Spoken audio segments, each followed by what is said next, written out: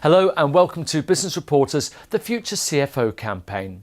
I'm Alistair Greener and today I'm talking to Matthias Turner and Alice Allegrini from Unit 4 Prevero.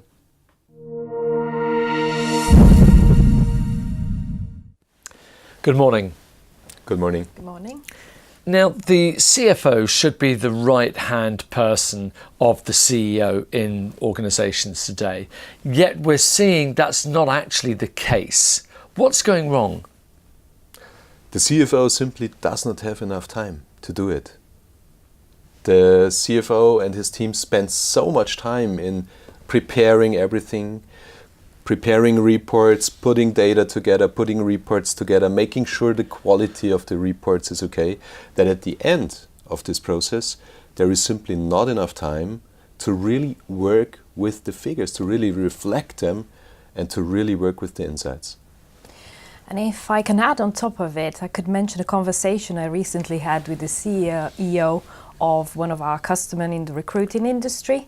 And what he was telling me is when he meets with his CFO, is basically has two questions for him. One is, what's behind the actual data that you're presenting and what's next? And with this constraint, the CFO is absolutely not able to respond fully to the questions, and that's kind of frustrating to the CEO, considering him a business partner in that respect.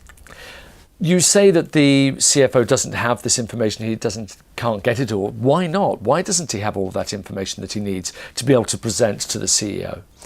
Well, information is there, and with the massive big data that is around us, it's just a matter of capturing it. And I think that's where technology plays a role. So technology can help the CFO in two main areas: automating all the tasks that are not of value added, like reconciling accounts or closing the books. And on the other side, getting insight on those business data that are, not so close to a trial balance, but they are really important for the CFO to disclose what's next in the future.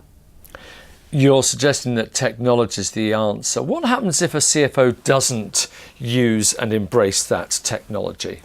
Then he will miss the chance to be leading the game, because the CEO needs the answer anyway, so we'll probably ask to someone else. And I have an experience of a company where the sales department took the lead in presenting numbers and figures and forecasting the future. And that, of course, it's a real challenge for the CFO, because he's not going to embrace his new role. You're implying that they're still using old legacy systems like Excel and things like that, I'm guessing. What's preventing them from embracing the new technology and actually utilising it? After all, the benefits are clearly there. Excel is a good example, and the reason why it is used so often is because it's there. It's available, it seems to be free, and so people use it. The free thing is the main issue, because historically finance department and never ask for money. They usually control the budget, so Excel is available to use, but on the other side has very high cost in terms of error that it can produce. So the cost benefit of Excel should be strongly evaluated from CFOs. Okay, let's get back to the technology that you were talking about. Tell me more about this technology and how it actually works to benefit the role of the CFO.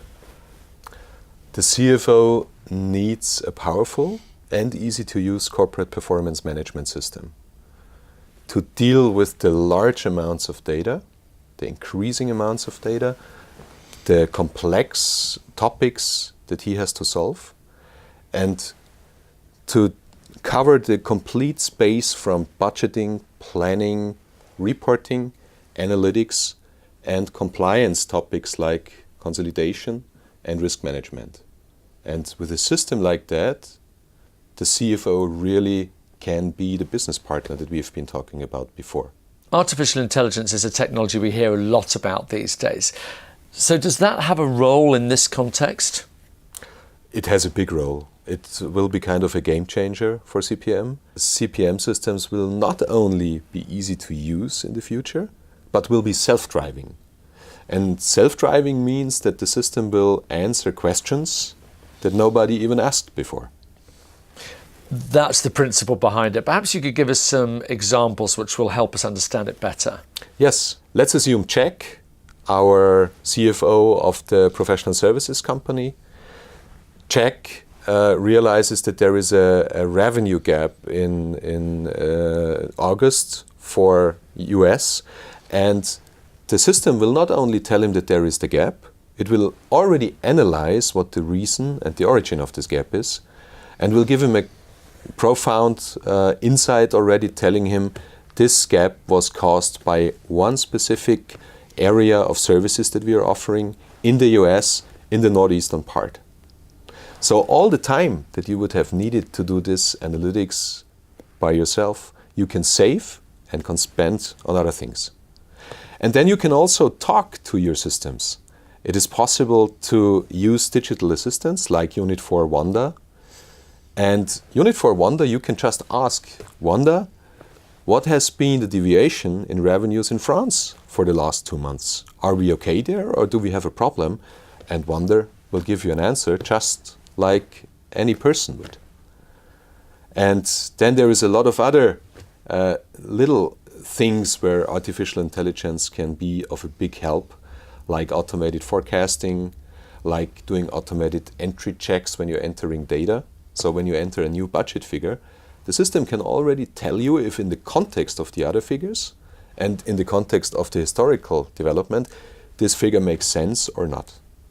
A big part of new technology, and for that matter AI, is storage, and everything's going onto the cloud these days, but a lot of CEOs and CFOs are somewhat reticent about using the cloud. They're worried about the risks.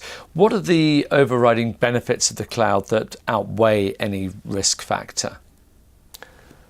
I think in many cases the risks, especially when you talk about security, data security, are not that high.